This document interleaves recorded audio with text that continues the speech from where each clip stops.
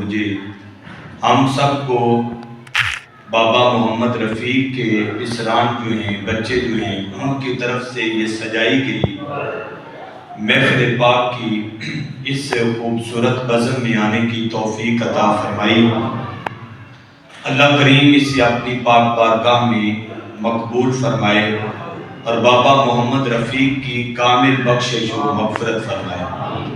اب سی وقار پہلے نمبر پہ تو یہ جو آپ اور میں کام کر رہے ہیں، محفل کوئی بھی سجائیں جس میں خدا کا ذکر ہو، اللہ کا کلام پڑھا جائے، نبی رحمت صلی اللہ علیہ وسلم کی نعت پڑھی جائے، پھر اپنی اصلاح کے لیے چند باتیں کی جائیں، وہ محفل کوئی عام محفل نہیں ہوتی، وہ محفل اللہ کی بارگاہ میں بڑی مقبول محفل ہوتی ہے۔ اللہ اسے اپنی پاک بارگاہ میں قبول فرماتا ہے۔ میرے آقا ایک دن تشریف فرما تھے تو سرکار نے اپنے غلاموں سے کہا بھی جنت کی کیاریوں میں جایا کرو اور وہاں سے خوب جا کے کھایا بھی کرو اور پیا بھی کرو۔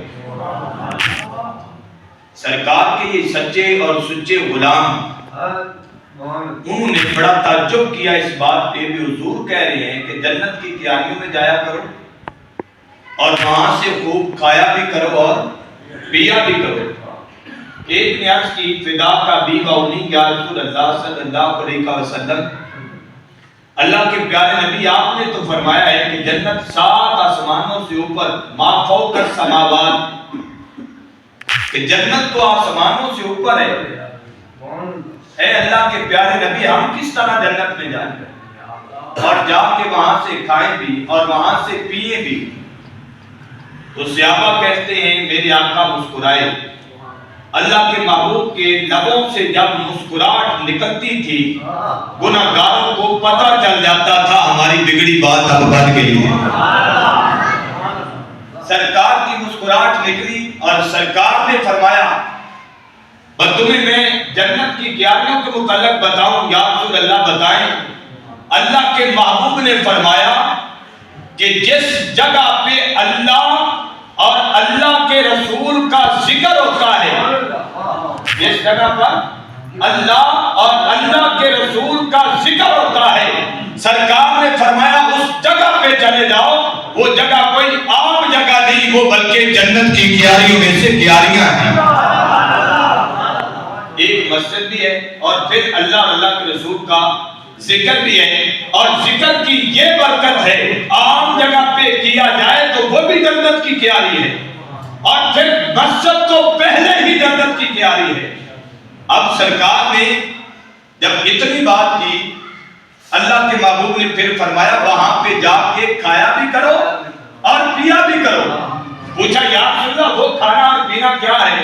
اللہ کے محبوب نے فرمایا جب وہاں پہ جاؤ تو جی بھر کے اللہ کا ذکر کیا کرو، اللہ کا ذکر کرنا یہ تمہاری روح کی خوراک ہے۔ یہ جو ہم کو جملہ سنتے ہیں پھر سبحان اللہ کہتے ہیں، اللہ اکبر کہتے ہیں، یہ ذکر پھر ذوق اور شوق سے کیا کرنا چاہیے؟ کرنا چاہیے، کیونکہ یہ جنت کی غذا ہے جو اللہ کے محبوب کے قدموں کے صدقہ سے اللہ نے ہمیں دنیا میں بھی عطا فرمایا۔ اب آپ اسی وقار میں نے آیت مبارکہ کا حصہ پڑھا ہے، اللہ نے کہا ہے اپنے والدین کے ساتھ احسان کرو۔ اپنے والدین کے ساتھ کیا کرو؟ احسان کرو۔ احسان کا بڑا طویل معنی ہے، سمجھ میں آ سکتا نہیں ہے، اس کا مفہوم بہت ہی آگے حد تک ہے، لیکن سمجھانے کے لیے یہ ہے کہ سرکار عشاء کی نماز پڑھ لے، میرے آقا نے فرمایا عشاء کی نماز ہو اور میرے لبوں پہ سورہ فاتحہ ہو اور میری ماں آمنہ مجھے آواز دے۔ عشاء کی نماز اور اس عشاء کی نماز کے ساتھ سرکار نے فرمایا میرے لبوں پہ کیا ہو؟ سورہ فاتحہ۔ اور سورہ فاتحہ کے بارے حکم یہ ہے کہ جس کی فاتحہ نہیں لا صلاۃ اس کی نماز بھی نہیں، جس نے سورہ فاتحہ نہیں پڑھی اس کی نماز نہیں ہے۔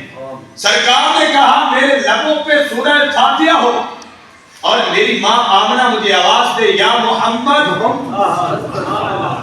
صلی اللہ علیہ وسلم۔ سرکار نے کہا میں نماز وہیں پہ چھوڑ دوں، پہلے جا کے اپنی ماں کی آواز سنو، جو اس نے آواز کی میں اس آواز کا جواب دوں، اپنی ماں کے کام آؤں، پہلے ماں کا کام کروں گا، پھر واپس لوٹ کے آ کے میں نماز پڑھوں گا۔ پتہ یہ چلا کہ ماں باپ احسان کا حکم یہ دیا گیا ہے، نماز ایک حکم ہے لیکن ماں باپ کے لیے اللہ نے کہا ہے ایک حکم ہوتا ہے، اور اس حکم سے جو اگلا درجہ ہوتا ہے وہ احسان کا ہوتا ہے۔ پہلے ماں باپ کا حق ہے آپ پر، پھر باقی حق سارے بعد میں۔ اللہ نے فرمایا اپنے ماں باپ کے ساتھ کیا کرو؟ احسان کرو۔ حضرت امام حسن رضی اللہ تعالیٰ عنہ، آپ نے ساری زندگی سیدہ فاطمہ کے ساتھ کھانا نہیں کھایا۔ ان سے کسی نے پوچھا کہ آپ نے کیوں نہیں کھانا کھایا؟ انہوں نے کہا کہ اس لیے کھانا نہیں کھا رہا کہ اللہ نے کہا ہے ماں باپ کے ساتھ احسان کرو، ماں باپ کے ساتھ کیا کرو؟